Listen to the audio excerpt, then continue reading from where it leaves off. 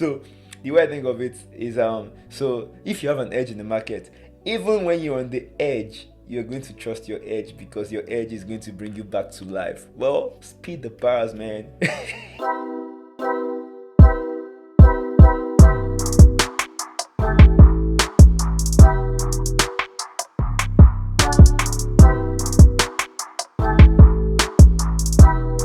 Top 5 psychological tips that helped me become profitable in this market. I've been trading for 4 years and I was unprofitable for like 3 years.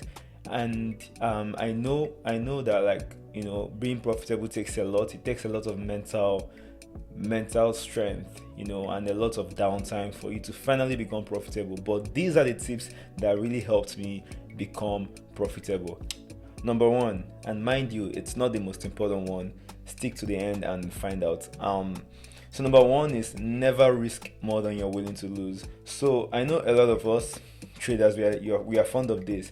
We deposit like $100 and then we're trying to flip that $100 to $1,000. But guess what? That is almost impossible, because doing that means that, like, you're trying to risk $50 per trade or $20 per trade. And even if you decided to risk 1% of your account per trade, guess what? It takes a long time to get $1,000 from $100. And if that's your last money, if that's literally the last money you had on earth, or the $100 means a lot to you and losing that money means that all hell is going to break loose, then I don't suggest trading, because you're putting yourself at a big disadvantage and you're not ready mentally, emotionally, financially ready at all to trade. Because guess what? In trading, anything can happen. As soon as you place that trade, you're either going to lose or make money. So it's just best to trade when you are financially stable to some extent. And that brings me to my next point. Don't depend on trading income. So if you're trying to trade full time and you're trying to quit your job and just get started with trading, like living the good life. We see all these influencers online. They flex, they post pictures in Dubai, in Bali, all these places, exotic places, and then you want that lifestyle, right? I get it too. I had the same feeling. But let me tell you, don't quit your job. Never, ever, ever quit your job. At least not yet, anyways. At least not yet. Try and make sure that you can sustain yourself for a long time without your full-time job before quitting. Because if you're trying to quit or you're trying to make money and then you quit, trust me, you're doing yourself dirty. Because anything can happen to trading, man. It's not guaranteed. Your edge and your system might not work the next week. What happens during time of like downtime? What happens when you're not making money in a month? You need to definitely realize that you need a supplemental income, at least in the beginning stages. When you become financially independent and you invest in other businesses, then yes, you can fully do trading on the side. But all the major traders like Qbank, Swaggy, like name them, they all have something they do on the side. They just don't trade. They invest in businesses. Depending solely on trading income is not smart. Yeah, it's not smart. I said it. And it brings me to my next point. Have an edge in the market.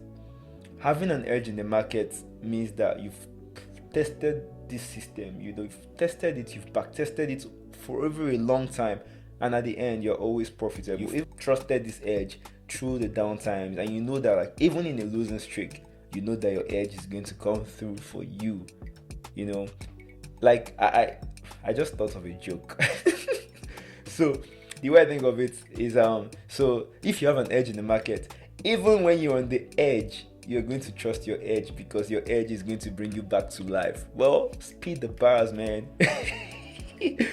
So always have an edge in the market. It's going to make you stick to your system, and you know that you've trusted the system for years, and then when you're in a downtime, you know that your edge is going to bring you back up to an uptime. And the next point is have a fixed risk to reward. This might not apply to everybody, but for me it did, because I always had an issue with like entering and exiting the market. I could enter the market, but exiting was such a big problem for me, because like I used to depend on exiting on like spot levels, or it was a variable, so I had to make it fixed. So For me, the thing the risk to reward that actually made me profitable was 1:2.5.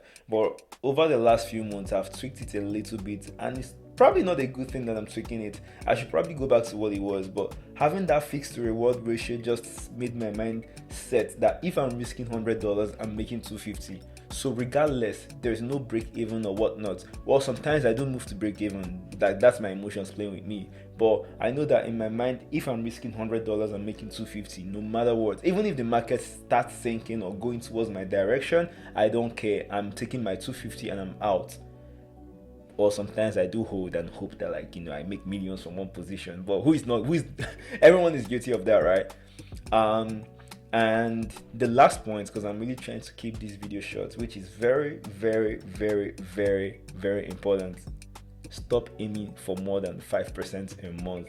If you aim for 2 to 5% a month, if you aim for 2% a month, for example, do you know you can just make 2% for the month in one trade and then you stop trading? But well, this only makes sense if you have a large account, and that is why prop firms are like kind of designed for you to fail, because it's kind of unrealistic to make 8% in a month or in like 2 months. You know what I'm saying? Like, it's not that easy to make that 2%, because you put yourself through a lot. Yeah, sure, you might have one good trade, and then you decide to trade again, and then you start losing, and then it's just a mess. So when you aim for 2 to 5%, it's more consistent on the long run, because guess what? The power of compounding is crazy. If you only have a $100,000 account and you're making 2%, you can deposit that to your personal income and start building it. Building wealth takes time. If you try to rush the process, you're not going to have the strong foundation to be able to handle the money when it comes.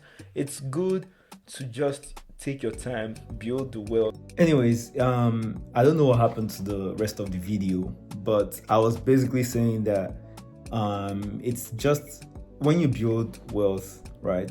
When you take time to build your wealth, you become wiser on how to handle it, because it's so easy to lose wealth if you don't know how to keep it. So taking your time to build it is always more important, because you know how to keep it at the end of the day. But if you guys were able to stick to the end, thank you so much for watching. Please like, share, and subscribe, and I'll see you guys on the next one.